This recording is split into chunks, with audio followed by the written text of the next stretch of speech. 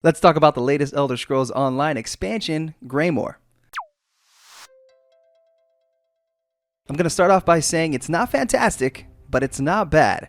If you're into nostalgia and you want to relive the glory days of 2011 when you popped open Skyrim for the first time and woke up in that carriage to see the snow-covered mountains and then eventually work your way down to the swampy parts of Morthal and then into the brick house of Solitude.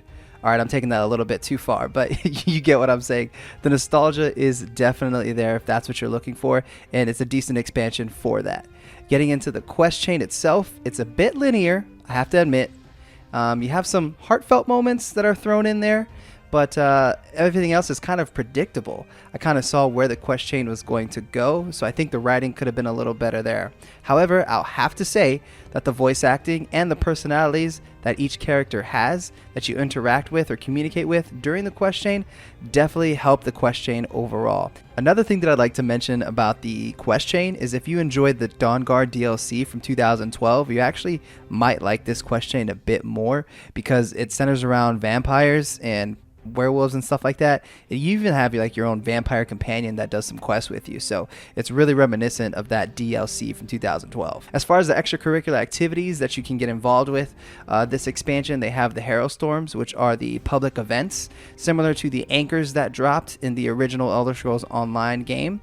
These Herald Storms are like these giant circular red storms that happen in these specific locations, and it's literally just a shit show of vampires, werewolves, and any other mythical creature that you can think of trying to kill you. Like, there's a shit ton of them.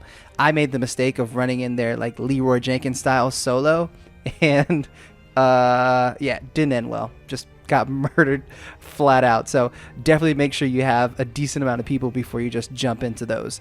Over time, they can get a little dull because it is kind of just waves of enemies and then a final boss, but it's a public event. You do it, grab your loot, get out, and go on with your day. I have to say, the best part of this expansion is the landscape.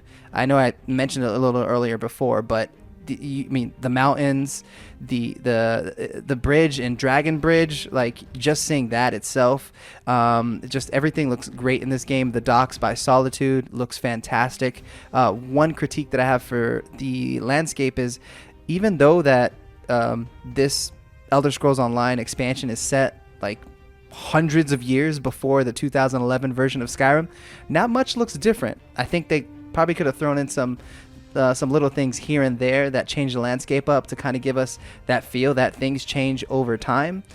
So I think they could have done a little better with that stuff, but overall the landscape looks great.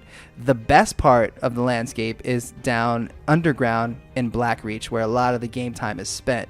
Blackreach is the Dwemer ruins, tunnels, there's giant mushrooms, there's Dwemer constructs, there's crystals everywhere, there's blue crystal, not blue, but purple crystal clear water. It's a really nice sight to see. You know, just if you're like a screenshot taker of video games, you'd really like Blackreach.